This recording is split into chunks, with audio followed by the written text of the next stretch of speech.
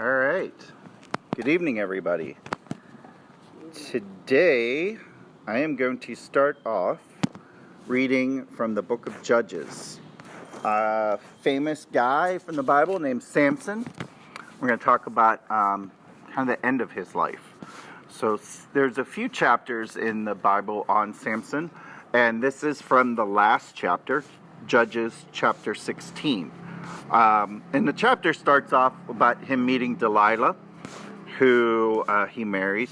And Delilah is a Philistine and wants to find out what Samson's secret is, why he's so strong. Kind of like his superpowers, like whether he's an X-Men or in the Justice League. I'm not sure if he's Marvel or DC, right? But Samson has some superhero qualities as a result of having the Holy Spirit within him. God consecrated him before he was born. His parents took a Nazarite vow for him to not cut his hair. And this was a special sign of his covenant with God. It wasn't the hair itself that made him strong, but it was the signification that his relationship with God gave him this super strength. And he used this to subdue a lot of Israel's enemies in a time where they were still trying to capture all of Israel. They had a good piece of it, but over where Samson's family was, the Philistines had the coast, and they were trying to get control of the coast. And it really wasn't until David's final battles that they really got the Philistines conquered. The David and Goliath story, Goliath was a Philistine. So very famous battles that they had. So Delilah is trying to find out what is Samson's, like, how is he so strong and all this stuff. So he tells her all these lies. She tells the Philistines, they come rushing in, try to capture Samson, and boom, he breaks whatever it is. He says it's new ropes, and he says something else, and it never works. And so she's upset with him because it's making her look stupid. Now, Samson, maybe he's the typical jock, right? Where he's all muscle and no brain. I don't know. But he finally tells her the truth. If they've already tried to capture you a few times after you've told her things, do you think you might have a clue? But anyways, so he finally tells her, so he told her everything. No razor's ever been used on my head, he said, because I've been a Nazarite dedicated to God from my mother's womb. If my head were shaved, my strength would leave me and I would become as weak as any other man. When Delilah saw that he had told her everything, she sent word to the rulers of the Philistines. Come back once more, he has told me everything. So the rulers of the Philistines returned with the silver in their hands. After putting him to sleep on her lap, she called for someone to shave off the 7 braids of his hair, and so began to subdue him, and his strength left him. Then she called Samson, the Philistines are upon you. He awoke from his sleep and thought, I'll go out as before and shake myself free. But he did not know that the Lord had left him. Then a Philistine seized him, gouged out his eyes, and took him down to Gaza. Binding him with bronze shackles, they set him to grinding grain in the prison. But the hair on his head began to grow again after it had been shaved. All right, so being from Pittsburgh, Andrew McCutchen was the star of stars for the Pittsburgh Pirates throughout most of the 2000s. Won an MVP award and was the face of the franchise. He was our superstar. He was the future Hall of Famer. And he had the greatest dreads. His dreads were amazing. And our flying guy is back here. Seth, speak up louder. So, I could do this, right?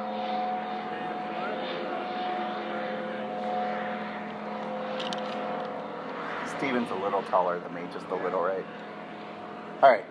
So, Andrew McCutchen wins the MVP award, and he's in like the top 5 for the MVP award, like 5 years in a row. The dude's just phenomenal. And he had these great dreads. And then what's he do?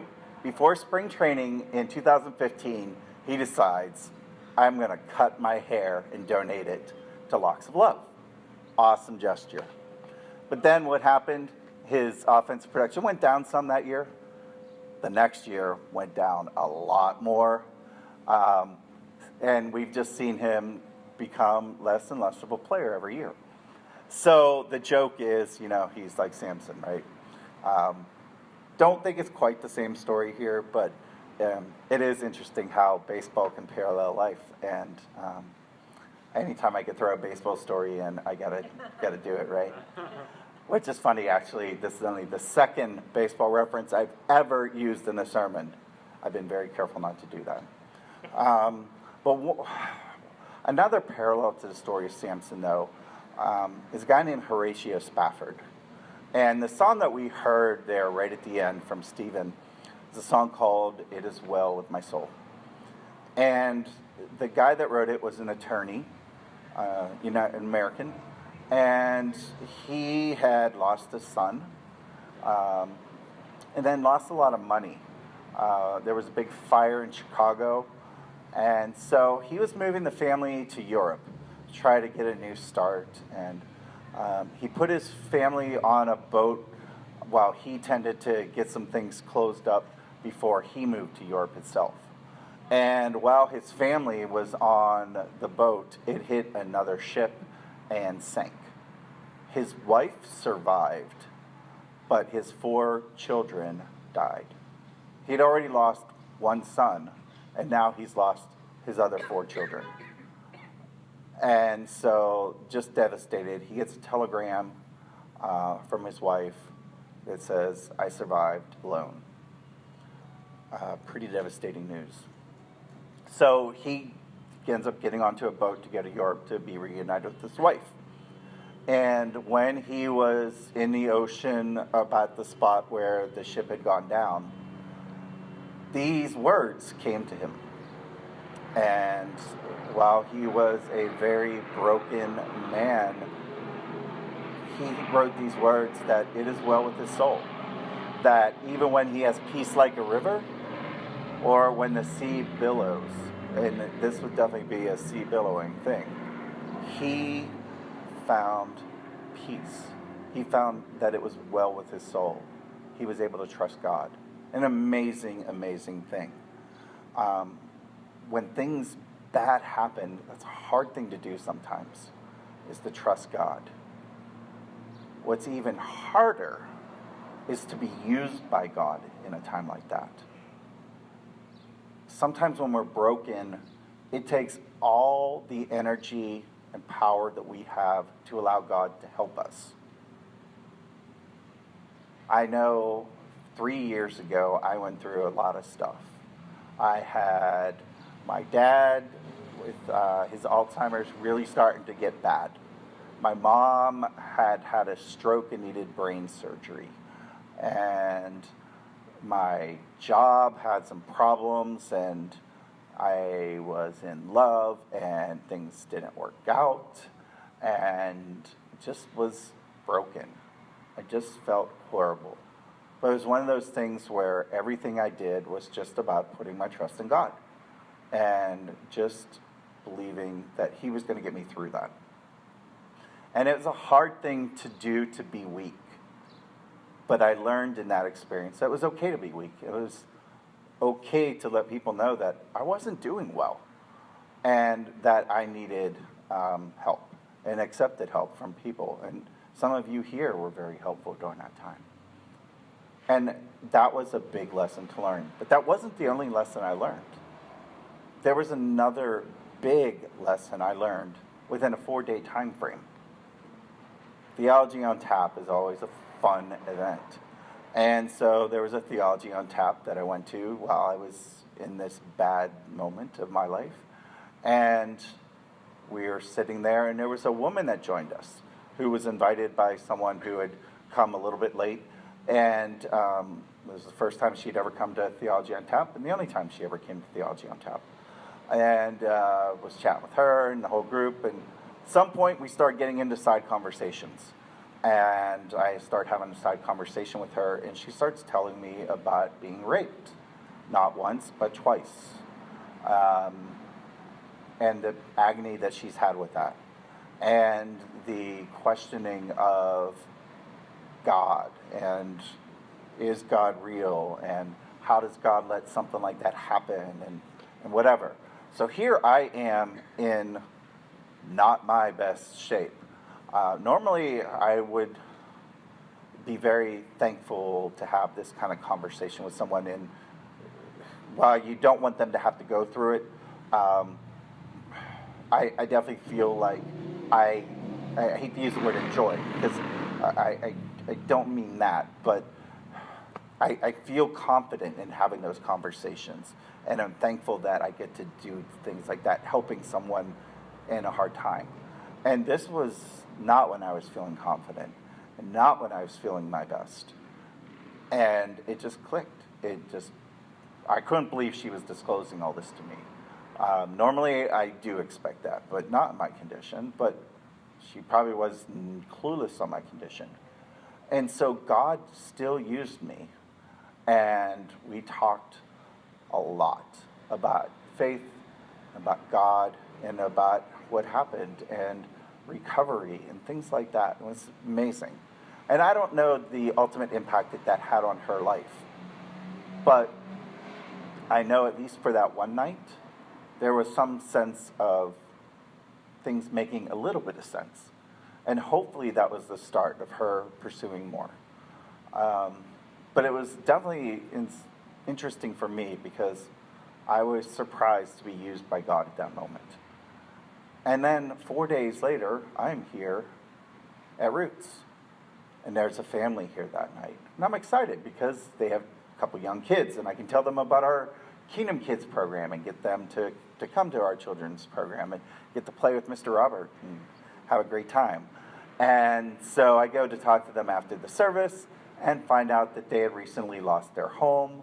They were living in a small RV and were, unemployed, homeless, and not sure what to do.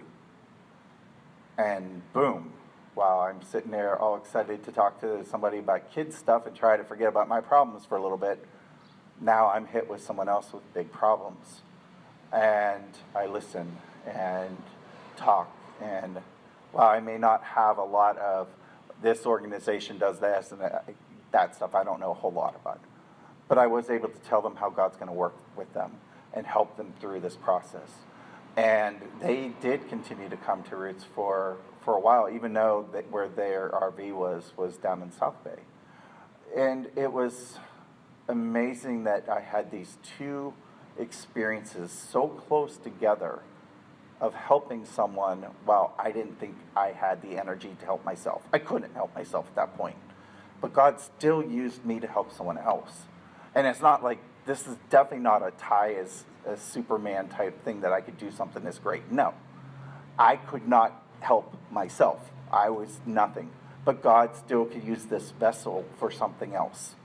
And that was what was amazing. Our buddy Horatio Spafford had the same kind of experience, where what he did was write a song.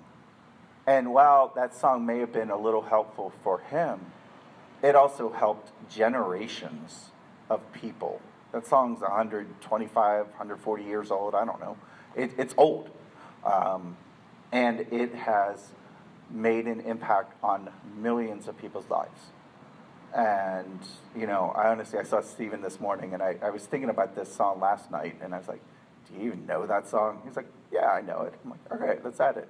So it was really cool that this song is even one that Stephen already knew. I didn't even have to say, oh, do you know? This is a well-known song. And the story behind it is just amazing. That a man who's grieving like that could do something like this. Helping others is an amazing thing. And to be able to do that when we're not at our best really takes the power of God. So Samson, going to go back to his story, this guy Let's go back to Judges. We're going to read what has happened to them as soon as my app loads.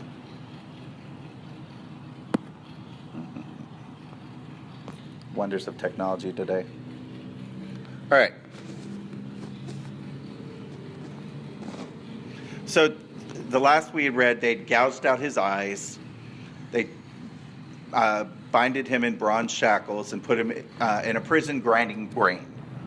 So not the most glorious of lives. And the rulers of, there we go. Now the rulers of the Philistines assembled to offer a great sacrifice to Dagon, their god, and to celebrate, saying, "Our God has delivered Samson, our enemy, into our hands." When the people saw him, they praised their God, saying, "Our God has delivered our enemy into our hands, the one who laid waste our land and multiplied our slain." While they were in high spirits, they shouted, "Bring out Samson to entertain us." So they called Samson out of the prison, and he performed for them. When they stood him among the pillars, Samson said to the servant who held his hand, "Put me where I can feel the pillars that support the temple, so that I may lean against them." Now the temple was crowded with men and women. All the rulers of the Philistines were there, and on the roof were about 3,000 men and women watching Samson perform. Then Samson prayed to the Lord. Very important part right there. "Sovereign Lord, remember me. Please, God, strengthen me just once more, and let me with one blow get revenge on the Philistines for my 2 eyes." Then Samson reached toward the 2 central pillars on which the temple stood. Bracing himself against them, his right hand on the one and his left hand on the other, Samson said, "Let me die with the Philistines." Then he pushed with all his might, and down came the temple on the rulers and all the people in it. Thus he killed many more when he died than while he lived. So Samson, who was this guy that had killed many of these Philistines in these battles between the Israelites and the Philistines, is now at a point where he's lost his strength, he's blind, he doesn't have much that he can do. He's shackled, he is a waste at this point. It would be very easy to write him off. But he has one more trick up his sleeve. And it's through prayer to God that he gets his strength back. Yeah, his hair started to grow back in some, sure. But it was the prayer through God that really gave him back his strength. And he was able to defeat the Philistines there in one fell swoop. It's an amazing, amazing story of how someone could overcome despite their tough time. Kind of like what I went through. Kind of like what Horatio went through. Helen Keller is another one who she was actually born not blind and deaf, but was about a year old when she contracted a disease and became blind and deaf. And back in those days, there's not much you can do, right? But she had some people around her and was able to do some amazing things. And we know about her today because she believed and didn't quit. Now her faith, there were some things off on her faith a little bit. She did have some text that was outside the Bible that kind of clouded some of her stuff.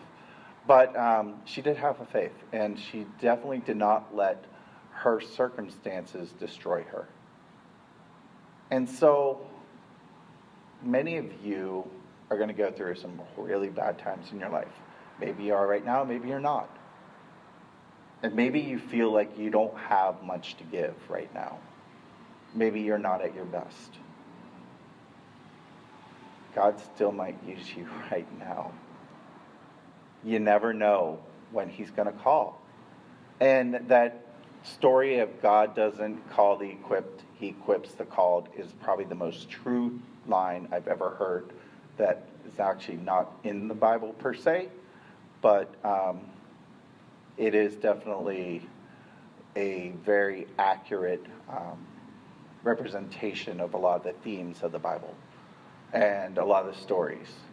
And Samson is one example of that. So if you feel like you can't help someone, or God can't use you, he can. If you feel like, normally he can't, but he can't right now, he can. I don't care if you're blind, if you're on your deathbed, or if you're just sitting here on a patio on Sunday night in PB listening to some guy speak rambling, right? You have the opportunity. Don't miss it. Trust God. Let's spend some time in prayer.